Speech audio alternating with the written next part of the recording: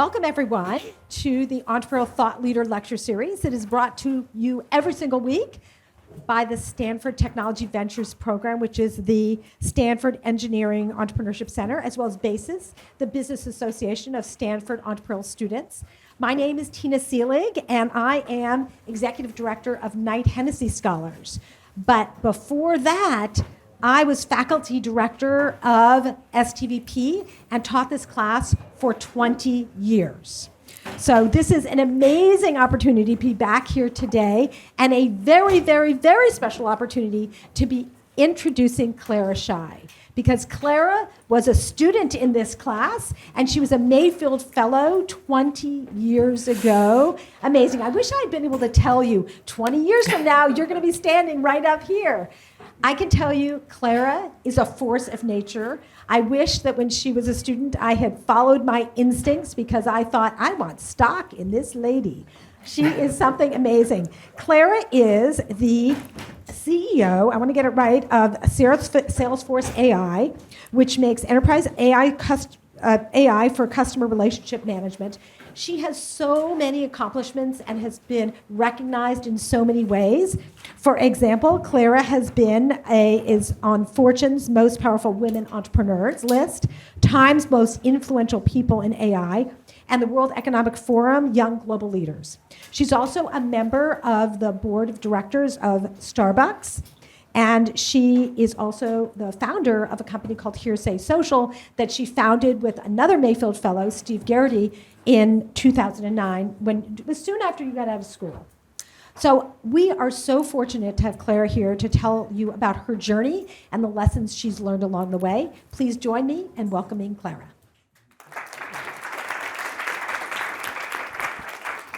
Thank you, Tina, and STVP, and all of you.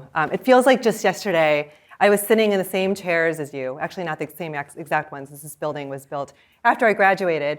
But I attended this lecture, and I felt so inspired by the speakers. And it's a true honor to come back to the farm and be able to share some thoughts with you all today.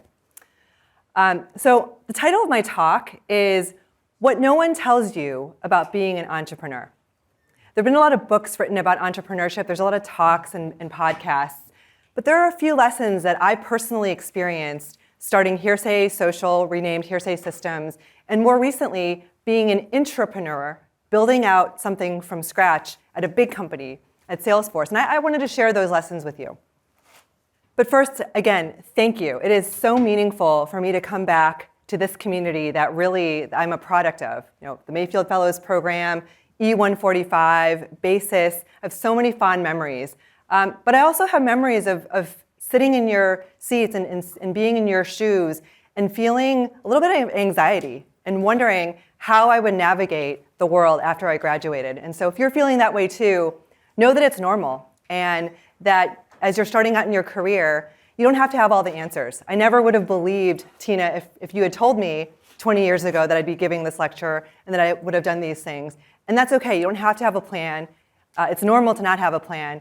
And you're all smart, you're all hardworking, and you're going to figure it out along the way. Okay, so I have two founding stories to share with you. My first one is the startup that Tina mentioned that I co-founded with another Stanford Mayfield Fellow. Hearsay Social was really based off of the idea in the mid-2000s, and I don't know how many of you, maybe you were in elementary school, but that was a time when social media was very nascent, and most people didn't use social media. It was just starting out, and something that Steve and I observed was that in this disruption, that the previous way that salespeople got business was they would pick up the phone and they would cold call different numbers. And this was before a lot of the do not call laws were passed.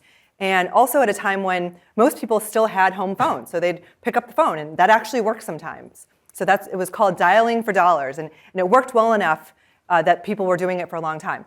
We noticed with social media that there was an opportunity to completely change how these selling relationships occurred. And that instead of cold calling, that we predicted that the future of this world would be really around warm networking and warm referrals and warm relationships. Now, it seems obvious now, right? If you started a company today around this, wouldn't be that exciting. But back when we started in 2009, this was a really big idea.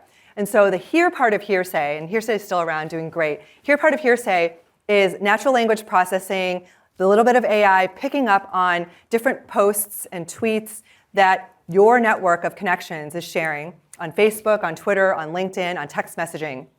And the say part of Hearsay is predictive AI to help suggest to the salesperson both when to reach out and also what to say and what to share on social media to brand yourself as a trusted thought leader. Because the idea is to attract people to want to meet with you, not just beat down their door and continuously cold call. So this was our idea.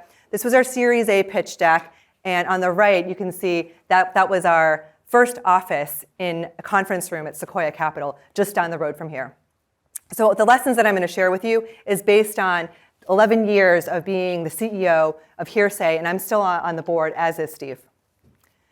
The second founding story I'm going to share with you, which also informs my lessons, is a year and a half ago, just as ChatGPT captured the world's imagination, I was back at Salesforce leading the Service Cloud, which is our customer support product portfolio.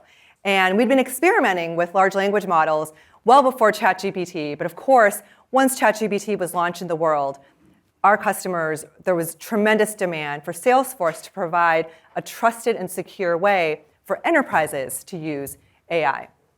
And so I got to start a new organization and build out a new team. And it felt like a startup within a 70,000 person company, which has been really neat. And so we shipped Salesforce's first generative AI products last summer in record time for such a big company. We always say we move at startup speed, but at enterprise scale and with enterprise trust, which is not easy to do.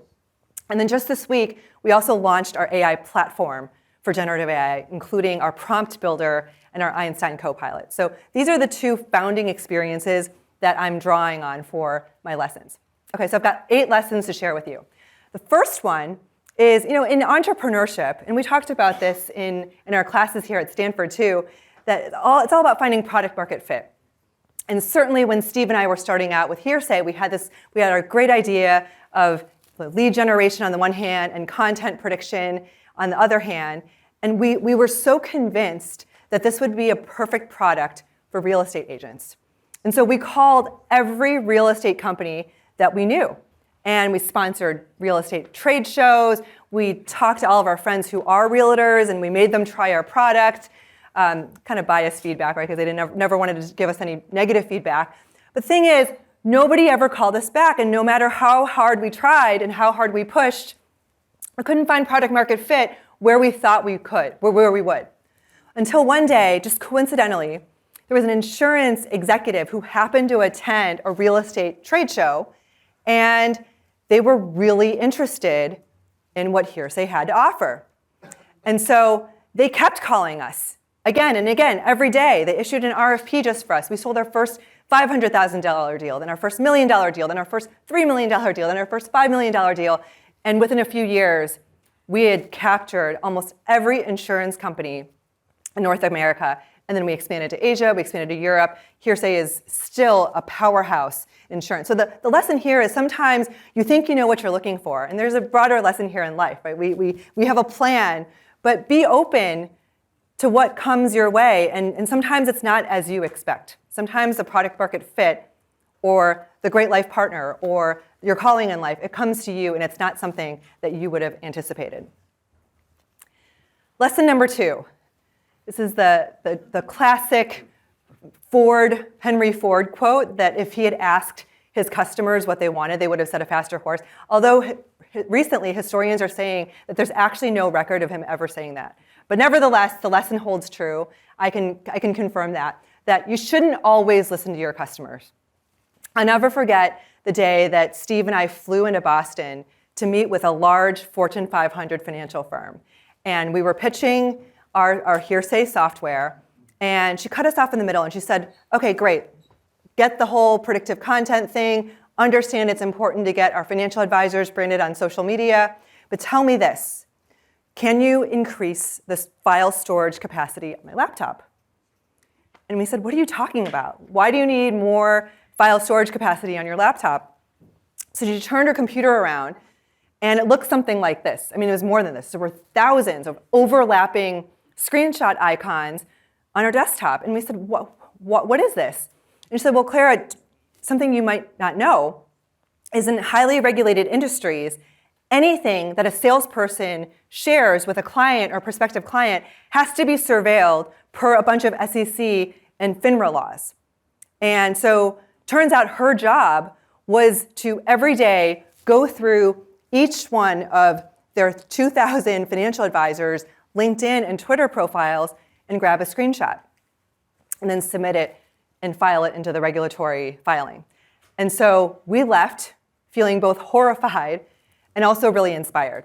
And we knew we could help automate this for her using Twitter and Facebook APIs. At the time, this is 2010, LinkedIn didn't have an API for third parties. And so we took this and we met with LinkedIn and we pitched them on why it was so important for them to expose such an API and work with us. Otherwise, they would forego this whole financial services and other regulated industries, which worked. And the rest is history with Hearsay. So lesson 2 is don't always listen to your customers, because sometimes what they're trying to solve for can be solved for in a completely different way with a new paradigm. Lesson 3, and this is so easy to say and so hard to do, and it's that early hires, especially the first 25, 50 people that you hire into your company, they set the tone and the pace for really the rest of the trajectory of the company. And it's hard to do in the moment because, especially after you fundraise, you just have to hire all these people yesterday. And you think to yourself, it's so tempting to say, well, a warm body is better than nobody, and I'll just replace them later. Except it's not so simple, because those early people, they set the culture. Everything, big things and little things, like what time to show up for work, how responsive to be, whether to be customer-centric, whether to treat the company's money like your own. And I mean, on the left, this is some of our early employees at Hearsay. We were trying to get our first conference room table. We didn't have any furniture. We were sitting Indian style, cross-legged on the floor. And we needed furniture, and we could either wait 30 days for official office furniture to get delivered, or we could go to Craigslist and pick one up in kind of a questionable neighborhood and figure it out ourselves. We didn't have a pickup truck. Well, guess what we did? And that kind of hustle, that kind of get stuff done mentality, and that type of ethos of treating the company's money like your own, really, it persists to this day, 15 years later. On the right-hand side is our founding team at Salesforce on generative AI. And same thing, it's a big 70,000 person company. And when a company is that big, sometimes things don't move as quickly as you need them to be competitive in the space of AI. And so our team, all the founding members of the team, we've been burning the midnight oil, working nights and weekends to ship in record time. And again, it's setting an ethos, it's setting a norm, it's setting a culture that's going to, again, affect the whole trajectory of the team and the project. Lesson 4 is something that Bob Sutton, who's a professor here in the MSc department, he really helped inspire and helped me understand what had gone wrong at my company at a certain point. Number 4 is really the idea that as you scale up from 10 people where everyone really knows each other and is spending pretty much every waking moment together, to 25, 35 people where you know everybody's names, you know their significant others, you know their pets, you know where they grew up, you know what they're interested in. And then one morning you wake up and you can't possibly know everybody in your company. And you're like, who are these people? They all know who you are because you're the founder and the CEO, but you can't know who they are. And the mistake that I made was thinking, okay, now I'm going to shift from operating in this very personal way, playing a ground game, to I'm just going to drop messages. I'm going to send a Slack broadcast. I'm going to email people. I'm going to make an announcement at team meeting, and I'm going to expect everybody just to understand what I want, and it's just going to work that way. Well, it doesn't work that way, because people want to be engaged. They want to feel personally connected to you and the mission. And our culture went a little sideways when this happened, especially when people who we hadn't properly onboarded onto our culture and aligned with our company values, they started being the ones to interview and to hire other people. And that's when things can really kind of get misaligned to where you want the company to go. And so that was a lesson that Steve and I learned, and we had to adjust for. We had to really correct by getting back in there and making the company, for as long as possible, even in a company as big as Salesforce today, as long as possible, to make it feel small so that no one feels anonymous, so that everyone feels connected, they feel engaged, they feel excited, they feel motivated. And there's different ways you can do that. I mean, one way is I started doing new hire breakfasts, and every class of new hires, every week, every couple of weeks, we would get together, and it's a way of breaking down a really big group into a really small group where everyone's starting off on equal footing. Another way is if you think about 350 employees, you could have 35 lunches with 10 people each. Right? And you don't do that right away, but you do that over the course of a year. So just different ways to really retain that sense of personal connection and especially founder connection. Number 5, this is, if you remember one thing from my talk, please let this be it. The hardest thing about entrepreneurship and life isn't figuring out what to do. It's figuring out what not to do. Because there's so many false prophets, there's so many distractions, they're insidious. And a lot of them can feel like work, but it's actually busy work, or it's work that you don't have to do. You should be delegating. And this is really hard for both Steve and me, and I think for any first-time founder to figure out is how do you manage your time? Because again, all eyes are on you. The rest of your company is looking to you to look at what's important, and also looking to you to see if you trust them to delegate the other areas that you don't necessarily have to be the bottleneck on. And so just some common culprits, some pitfalls. The first one is to stay disciplined as a company. I think it's very difficult. I just remember that first year before we had any revenue. I mean, here we were, a social selling company to help advisors, financial advisors, and sales professionals hear what's happening in their networks and say the right thing to the right person at the right time. And yet at the time, in 2009, there were no other social selling companies, but social marketing and social advertising. There was a lot of interest and budget being put behind that. Facebook ads had just launched. It was a completely new thing. And so we would often get called to participate in RFPs to try to win business in social advertising and social branding. It was really, really tempting. When Coca-Cola calls you and says that without doing anything, just by reputation, you're on their short list, we really came close a few times to taking our eye off the ball. And then 7 years into the company, because we had sold out so many of the insurance companies and banks that were in our addressable market, we actually did then spread ourselves too thin. We went from providing one product to really over 6 months later, expanding into 3 new product lines at once. And so that was another issue that we had to then course correct a few years later. But it's really important to stay disciplined, easy to say, hard to do. The second part of this is, okay, once you've picked your focus and you're working with customers, there's going to be issues. Things are not going to work. You're going to have bugs. You're going to have customer feedback. Certain customers, when you expand into Europe for the first time, they're going to want things that you haven't architected for it. So you're going to have to re-architect the whole platform. And the thing is, you can't do everything everywhere all at once. And so the only way to survive and really to move things forward in a strategic way is to let the smaller issues burn so that you can focus all of your time and attention and your resources putting out the biggest blazes and going after the most strategic opportunities. And it's really hard to do, especially if you're a really high-functioning individual contributor, which pretty much everybody I met at Stanford was. You're so used to being able to put everything out, and you're the best player of whack-a-mole, but your company is going to out-whack-a-mole you. And so this is something that you just have to really, again, stay disciplined on. The third one here you can see is about cutting cognitive load.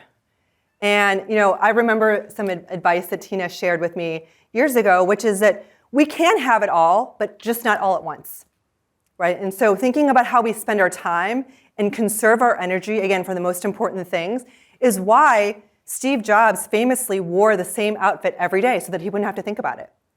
Now, I don't wear the same thing every day, but some other things that I've done to cut cognitive load is, one is for the first more than half of the time that I started my company, my family chose to live on the same block as my office.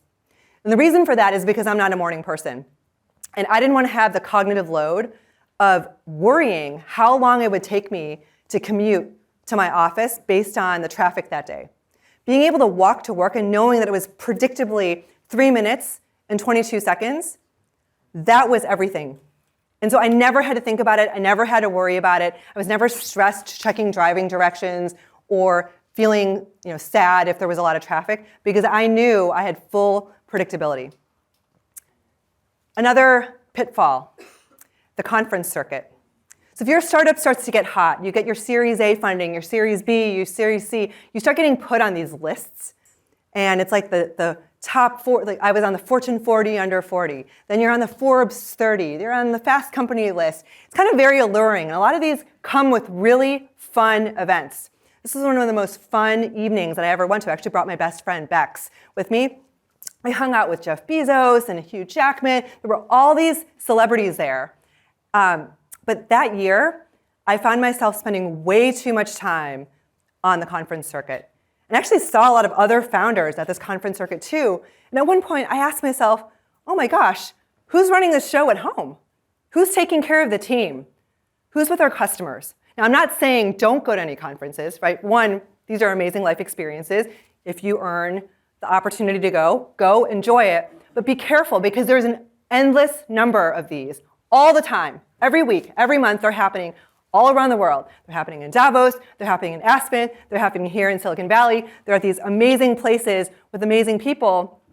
And you kind of have to just make sure you keep the main thing, which is you have to build your company. You have to help your startup swim upstream and find a long-term sustainable business model. And you have to take care of your customers and your team. Another pitfall is I find for myself and my husband, who's also an entrepreneur, recovering entrepreneur, is all of us as leaders, you end up having these individual contributor comfort zones, like things that you really love to do. They're often things that you're really good at depending on where you started as an individual contributor. So a lot of people who start out as engineers, they love coding. For me, I loved reviewing product mock-ups and UI and helping design the swag. And this is like really fun stuff. But again, you have to watch how much time you end up spending on this. Because is that really the most strategic thing that I could have been doing in that moment? No, I was probably should have been focused more on raising our Series B. But instead, I was picking out between 5 different teddy bears which ones we should have at conferences, right? It sounds ridiculous. But these are the kinds of things, it's like a form of insidious procrastination, kind of like when you feel like cleaning your room instead of studying for finals. Okay, so here's a very simple 2x2 matrix to figure out how to spend your time. Anything that's not high priority, you shouldn't do. Don't even think about it. Even if it's easy for you to do, even if it's fun to do, just don't do it. Don't even talk about it, because if you talk about it, someone in your company is going to do it. Then you look at what are the things that only you can do. If it's super high priority and only you can do it, it's probably a good use of your time. If it's super high priority and you're not the only person who can do it, even if the other people wouldn't do it exactly the way that you would or it's not quite as good, you have to delegate. You have to trust your team. A, you're going to burn out otherwise. And B, otherwise your team is not going to feel like you trust them and they're not going to want to work for you. Lesson number 6. People want you to succeed. Starting a company really is swimming upstream. It's like pulling an entire steamboat upstream. It's pushing a huge rock uphill. But you don't have to do it alone. And I think sometimes I forgot this. But people are here to help. And the gentleman in the middle, John Sakota, he was our lead Series B investor. He was at NEA at the time. He's now at Decibel. I don't think anybody did more at Hearsay, for Hearsay, than John. And he wasn't even an employee. He was an investor. He was on the board. Here he is, networking with our customers at our Hearsay Summit, our customer summit. He also flew to New York for us a couple of times when Steve and I were both busy with other meetings, also to help us prospect. He interviewed executives for us. He helped create decks for us. I think he was especially engaged because he's a former entrepreneur. And he missed being in the action. So you can find these people to help you. And then this is Caroline Feni. She's the CEO of Prudential US. And she's become a friend. She was a great customer of Hearsay Social and our social product. And one day, she saw me, we were getting coffee in New York, and she said, Clara, why don't you offer the hear and the saying tools on text messaging? She's like, that's what I'm seeing my financial advisors use all the time, and they need the same compliance coverage that you provide on social media. Well, turns out now to be our fastest growing product line. And so your customers are there to help you too. We also worked with a lot of customers that are CMOs of Fortune 500 companies. And they have great ideas. I mean, they're world-class marketers. And so we got free marketing and branding advice from literally the best marketers in the entire world just by asking. Lesson 7. I really want to acknowledge, some of the harder things. And for me, I didn't expect it to be so lonely. Because there's so much that happens. There's so much stress in a startup. And you and your co-founders become the backstop. And yet the people you talk to and spend the most time with, who are your friends, they're your employees. You can't confide in them. You can't tell them that you're about to run out of money without a plan. You can't tell them that you feel totally burned out and and that you're struggling and you're not sure if this is the right thing. And it's really lonely. And also because of the time commitment. There are those great events, but oftentimes your time is out of your control. It's when the term sheet comes in. It's when the RFP gets issued. It's when you're about to run out of money. It's when a customer is coming into town and wants to meet you for dinner that night, and else the opportunity goes. And so I found that made it hard for me to show up as a good friend. And I didn't make any deep new friendships during the 10 years that I was running my startup. I think other people can, but for me personally, I wasn't able to.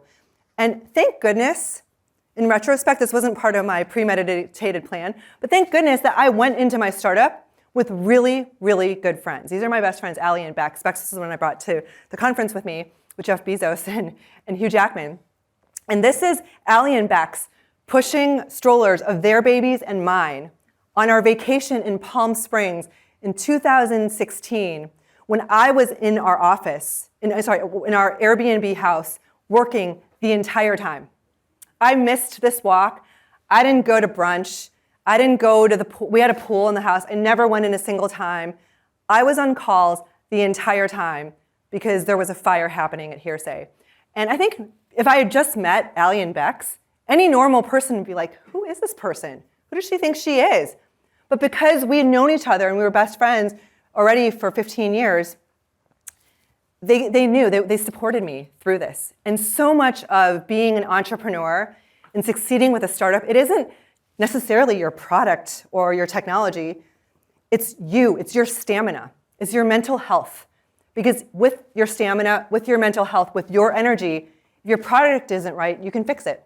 If your technology isn't right, you can fix it. If you're missing people on the team, you can hire them. But if you feel burned out or you feel unsupported, then all bets are off. And so for me, I think friendship was really an unanticipated effect. It was a casualty, but also a benefit because I realized how special it was and how important it was for me to have these friends. And then I also think that there's some differences. There's different types of friends.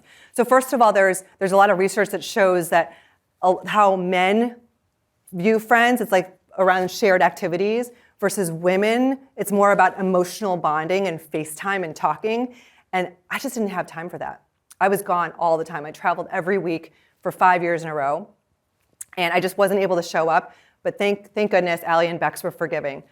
There's also a difference between professional friends and there's other founder friends. That's really helpful, right, to talk to other people who are going through the same thing as you, but they also can't really be there for you because their company is their priority, not you. And there's also fan friends who really just want to be friends with you because you're an entrepreneur. And I some of these people are very convincing. And when I stepped down from being CEO, they disappeared. It was okay, I guess it's people who want to be friends with celebrities or whatever, but I didn't think that being a tech founder is that desirable. But it's just there's different types of friends and just something to think about. Okay, here's the last lesson. And it is that you need to change yourself and write a new job description at the pace that your startup is changing, which is usually pretty darn fast. And you have to re-interview yourself. Maybe it's every 6 months, maybe it's every 12 months. It depends on your space and how quickly your startup is evolving. But generally, it follows this trajectory. And I love this slide from another entrepreneur friend of mine, Bob Tinker. He wrote, he's a serial entrepreneur. He was the founder, CEO of Mobile Iron, took it public, and he now has another startup. But he wrote this book called Survival to Thrival. And one of the key concepts in here is that to be successful, to go from 0 to 1, you start off as Davy Crockett, right? You have like the machete and you're like going through the forest and you're just doing whatever it takes. You're being that Jack or Jill of all trades, you and your co-founders. And you're the pioneer and you're blazing the trail. And it's just you because you haven't raised money yet. Then you raise your seed round and now you've got a band of superheroes who you're trying to rally. And everyone, it's like kind of a motley crew. And so you're Joan of Arc or you're Braveheart and you're like, charging and everyone's like following you and you know everybody. They know you. You're the warrior. But then at some point, your company grows to be 350 people or 500 people or 10,000 people. And you can't act like that anymore. It just like doesn't scale. You kind of have to shift your mode to a completely different personality. You have to be the architect, right? You have to think about building a system. You have to think about managing managers of managers of managers of managers. You have to be a leader. You have to do it playing both the air game and the ground game. And for me, after 11 years of that, I realized that I wasn't fit for the job. And so I transitioned myself out of the company and I passed the torch on to our COO, Mike Bosey, in 2020. And I'm still the board chair of Hearsay, but it was painful, right? It's because I didn't realize that was what was happening, but it was important in retrospect, to think about that. So in closing, before we open it to Q&A, entrepreneurship will change your life. You'll do harder things than you ever thought possible, and only through doing those hard things can you actually find courage. And it's that courage that changes you and how you live your whole life. Thank you.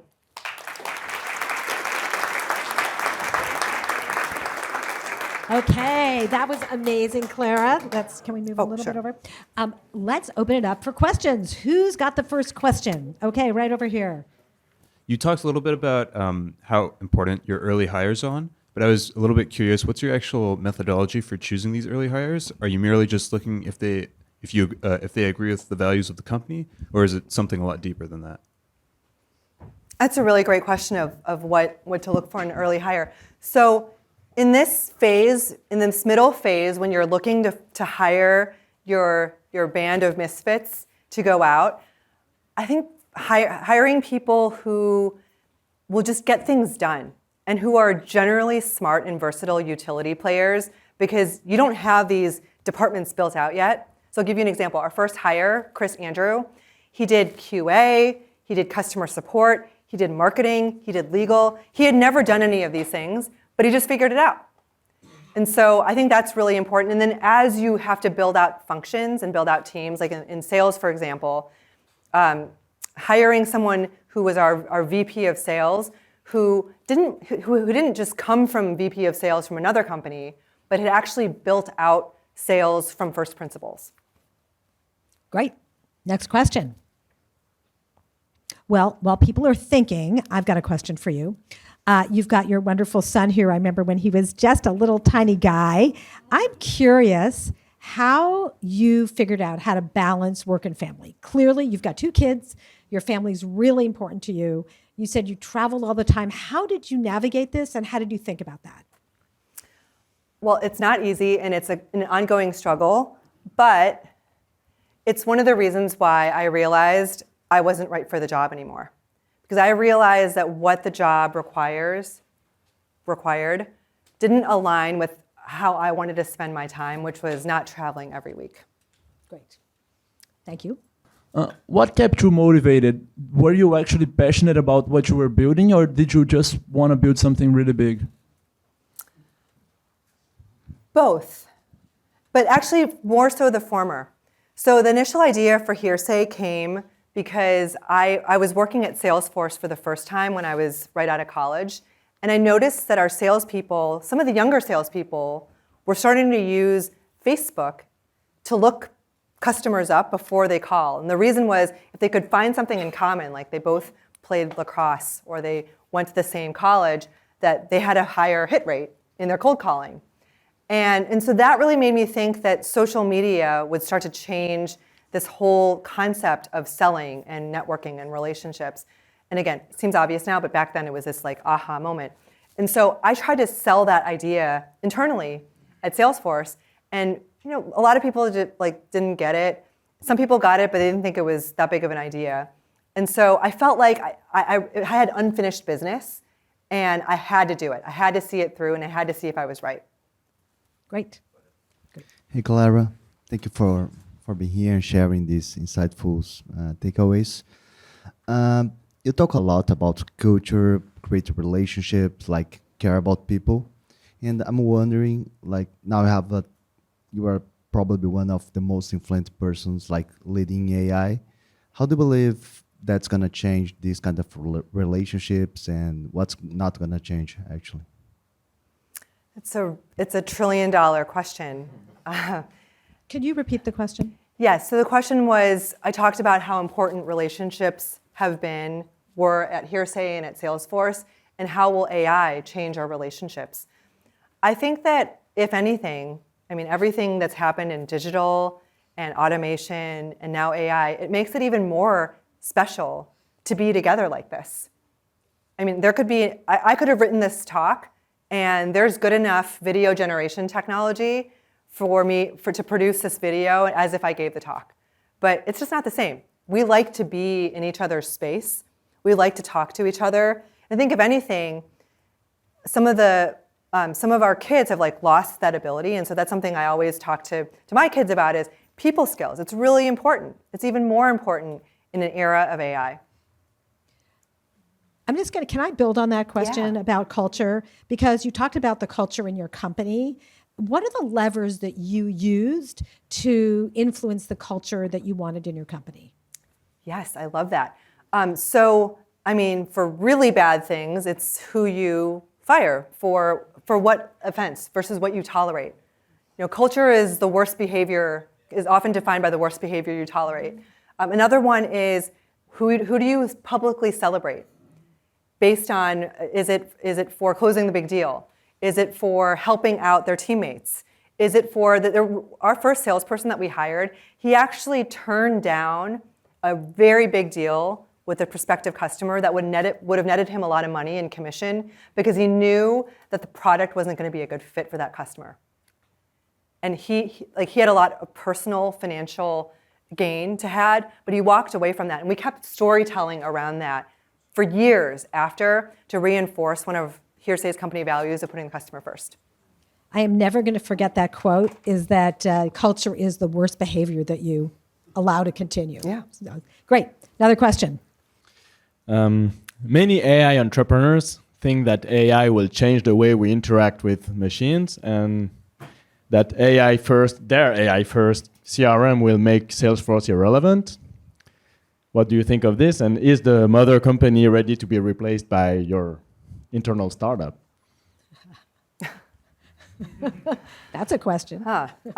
Things that can be talked about. No, AI is revolutionizing every part of consumer software and enterprise software. The thing in the enterprise is that companies are very, very careful about their data, especially their customer data. So just because an AI can do something, you can show a snazzy demo once, doesn't mean that companies feel comfortable having random AIs train or prompt on their data. In fact, no company that I've met with feels comfortable with that. And so I think that's why we've seen so much uptake in Salesforce AI, is because everything is built on what we call the Einstein trust layer. So it's data masking, data heritage, citations, audit trail, and zero retention prompts. In terms of how the AI startup within Salesforce is transforming the rest of the company, that's exactly what we're doing. So we're a shared service. We built out a platform that the rest of the company uses so that they don't have to build their own trust layer. They don't have to build their own large language model gateway. They don't have to build their own toxicity filters. That they get to use our platform, our Copilot, our prompt builder for sales, for service, for marketing, for Slack, for MuleSoft. Okay, yes. That was an awesome talk. I respect you. I have two questions. First, I respect you too. I appreciate it. What did you write down that made you reconsider the CEO position? What did you read and said, this is not me anymore? And in point number three, which was hire the best people, the first people that you hire, what if you made a mistake? What if you hired someone that does a job but isn't really what you're looking for? Do you cut it out immediately? What do you do? So on the first question of what made me reconsider, I think this happened to a lot of people, but when the shelter in place happened in March 2020, my husband, who also traveled a lot because he also was a founder CEO, here we were both grounded at home with our son having dinner for the first time. And we thought, wow, this is amazing. This is how it should be. This is what normal people do. And why are we doing anything else? Like, why work so hard? For what? It's like for this. This is why you work hard, and we have it. And so we actually both left our companies at that point. I mean, it didn't happen overnight, but over the course of the coming months. And then in terms of hiring people, you will hire the wrong people. Everybody hires the wrong people. Even super experienced hiring managers will hire the wrong people. And the key is to be very clear about expectations and to be kind. Because people that we hire, they also want to succeed. Like, they don't want to be stuck in a situation where they're not contributing most of the time. And so I think being very clear and candid, I think, is the kindest thing that you can do. Great. Well, I'm kind of asking more historically here. So there are no, like, historically speaking, AI industry in the past to reference. I mean, you look at like entrepreneurs historically. There's really no reference point that you can like learn from. So do you see yourself as like like 6 years from now, like being like a historical, individual, or like Henry Ford was in terms of the AI industry? That has not occurred to me. I do think AI has been around for a while. And I think that the hardware it took decades for the hardware to catch up to what really visionary people started dreaming about and writing about, even in the 1950s and 60s. And so this idea of like agents and neural networks, it's like been around, and now it's manifesting in really powerful ways. I feel really honored to be among many, many very talented AI thought leaders and engineers and researchers at Salesforce, including some former Stanford CS professors. And so I think we're all like building and learning together. And I do think this is a historic moment for all of us. I think it's a historic moment for society. Great. There you go. I thought your story was super inspiring. But I was curious as to how did you find your current position at Salesforce, and what kind of mindset did you have after leaving the company in terms of your next position and what you wanted to do next? So I found my current position because I'd worked at Salesforce in my 20s, and I kept in touch with people. And so I was recruited back. They had an opening, and they thought that I would be a good fit. I actually told them I didn't think I was going to be a good fit because the initial job wasn't for AI. It was to lead the Service Cloud business, which it was a $5 billion business when I took it. It's now an $8 billion a year business. I said, first of all, I've never run such a big business. And second of all, I don't know anything about customer service except for having built out the customer service team at Hearsay. And really, like, gratitude to Salesforce for saying, we think you can figure it out. You have a growth mindset. And I did. I learned. I now know a lot more than anybody would ever want to know about customer service. And in terms of, what was the second question? How you felt? What consideration did you have in finding your next position? Oh yeah. Okay. So the 6 months between leaving Hearsay and joining Salesforce, or figuring out what I was going to do, agonizing. That's another lesson on here, which is related to 7, is especially if you don't have good friends, but even when you do, it's really easy as a founder for the founder thing to become your whole identity.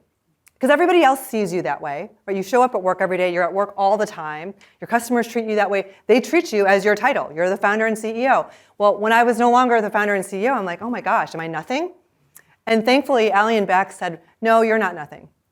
You're still our best friend. You're this, this, and this. In fact, you haven't been a very good friend lately, and you need to show up more for us. And no more working on vacations ever again. And so I think building out, like figuring out for me, who am I? What is my identity that's not this, because this isn't happening anymore. And it was scary not knowing what I was going to do. It was the first time in my life that I didn't know exactly what I was going to do next. And but it was really healthy and very important. Great.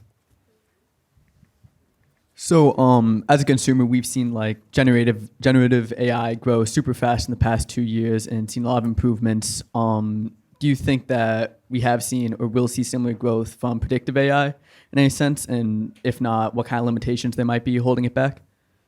It's such a good question, which is all this growth in generative AI, what does it mean for predictive AI? So what we've seen at Salesforce is that the generative AI craze has actually resulted in a huge surge in adoption of predictive AI. So we're at over 1 trillion predictions now that customers use across our various clouds. I think there was just a lack of awareness before around AI and what it was. Like people didn't really understand it, even though everyone has been interacting with AI. If you've ever gone to Google or you'd ever bought anything from Amazon or you'd ever been on social media. But I think a lot of enterprise customers didn't realize that now. And so now there's just tremendous interest and action in terms of rolling out AI of all kinds.